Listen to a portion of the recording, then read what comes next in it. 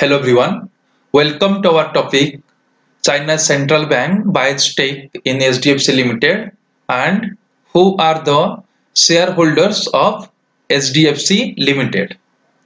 I will take you through all the details of investors or shareholders those are invested in SDFC Limited. So you can analyze in very simple manner who is the owner of SDFC Limited. So let's discuss about what has happened recently about SDFC Limited and why it's in news. People bank of China उसका share holding increase किया है housing development financial corporation HDFC limited में.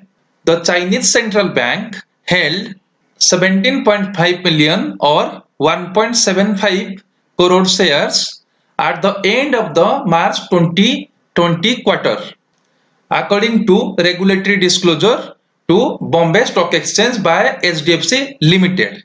Let me clarify one thing. Here we are discussing about HDFC Limited, not about HDFC Bank. People Bank of China has been an investor in HDFC for a while. It held 0.8% in the company in March 2019. और अभी people bank of China ने 1% stake increase किया है till March 2020, जो कि पहले 0.80% hold किया था एचडीएफसी लिमिटेड में. That is the reason HDFC limited ने अभी जो उसका रिपोर्ट फाइल किया बॉम्बे स्टॉक एक्सचेंज में पीपल बैंक ऑफ चाइना के बारे में मेंशन किया, क्योंकि अभी वो 1% से ज्यादा स्टेक होल्डर एचडीएफसी लिमिटेड में हो गया. People bank of China 0.20% increase किया है 2020 मार्च में, जब एचडीएफसी लिमिटेड का स्टॉक प्राइस 25% डाउन था from its highest point, that is in 2020 starting. People bank of China ने 0.20% उसका होल्डिंग इंक्रीज किया जब उसने देखा कि एचडीएफसी का जो शेयर प्राइस है 25% डिक्लाइन हो चुका है और कम हो चुका है उसका हाईएस्ट प्राइस से, जो कि 2493 था 2020 स्टार्टिंग में. अभी वो मार्च तक 25% डिक्रीज हो गया है, तो उसका फायदा लेके उसने 0.20% अपना स्टेक में और इंक्रीज किया है. और ये जो एचडीएफसी में प्राइस डिक्लाइन हुआ है, ये मार्केट में कोरोना वायरस आने के बाद जो ज्यादा सेल हुआ है उसके चलते उसका प्राइस और वैल्यूएशन कम हुआ है, जो कि 2493 था 2020 स्टार्टिंग में. Now let's discuss who are the shareholders of HDFC Limited till March 2020. So this is the summary of HDFC Limited shareholding pattern. Mutual fund hold 9.52%. Foreign portfolio investors, जिसको हम लोग FII बोलते हैं, उन लोग के पास 70.88% है. अदर इंस्टीट्यूशंस जैसे कि बैंक आता है, फाइनेंशियल इंस्टीट्यूशंस आता है, उनके पास 8.52% है. और पब्लिक पास, जैसे पब्लिक आप में और दूसरे जो इन्वेस्टर्स है जो कि स्टॉक मार्केट में इन्वेस्ट करते हैं, उनके पास 11.09% है. Let's discuss one by one. Mutual fund के पास 9.52% है और total 37 mutual fund companies HDFC limited में इन्वेस्ट किए हैं. बड़ा जो इन्वेस्टर है, म्यूचुअल फंड इन्वेस्टर है, वो एसबीआई ईटीएफ निफ्टी 50 है, जिसके पास 2.55% है.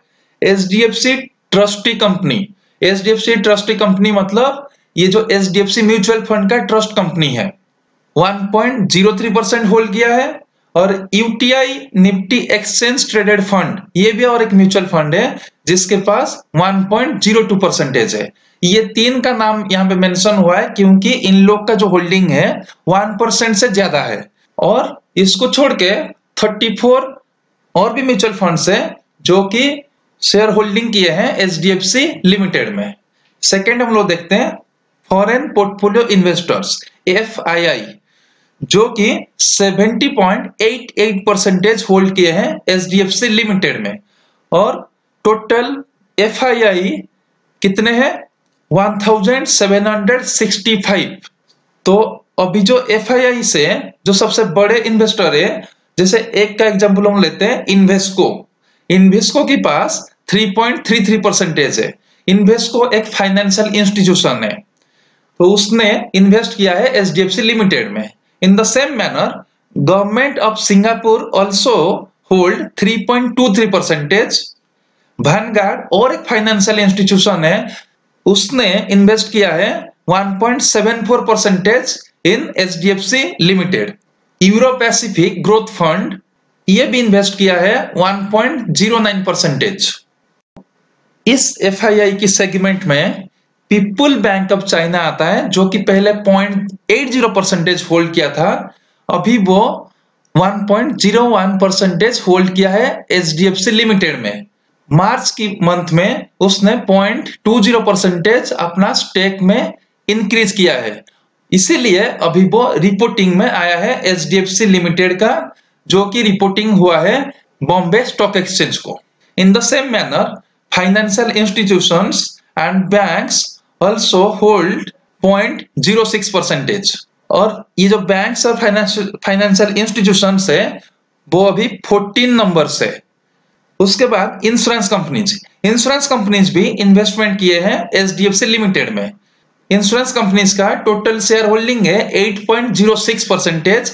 37 इंश्योरेंस कंपनी एचडीएफसी लिमिटेड में इन्वेस्ट किए हैं। उसमें से जो बड़ा कंपनी है, एक है life insurance corporation of India, 4.67% invest किया है।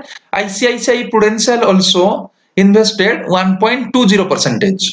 उसके बाद हमारा जो इंडिविजुअल शेयर होल्डर है, जैसे कि आप में जो कि शेयर होल्डिंग करते हैं एचडीएफसी लिमिटेड में, उनके पास भी 1.28% है जिनका इन्वेस्टमेंट 2 लाख से ज्यादा है। सो उसी तरह का इन्वेस्टर 90% है और 90 होल्डर्स है जो 2 लाख से ज्यादा इन्वेस्ट किए हैं एचडीएफसी में। और 2 लाख से कम इन्वेस्टमेंट करने वाले 6.88% होल्ड किए हैं और उनका नंबर है 4,45,896। तो आप यहाँ पे देख सकते हैं म्यूचुअल फंड ने होल्ड किया 9.52%, एफआईआई इन्वेस्ट किया 70.88, अदर इंस्टीट्यूशंस 8.52, पब्लिक होल्ड किए हैं 11.09%। Let's talk about major subsidiaries of HDFC limited. Subsidiaries का मतलब यहाँ पे सहायक कंपनियां हैं। तो एचडीएफसी लिमिटेड ने बहुत सारे कंपनी क्रिएट किया है अपना डिफरेंट बिजनेस मैनेज करने के लिए, जैसे HDFC bank limited, HDFC standard life insurance company limited, HDFC Ergo general insurance company limited, HDFC asset management company, group finance, HDFC venture capital limited, HDFC Red and Credila financial services private limited. तो ये सब company में HDFC ने invest किया है।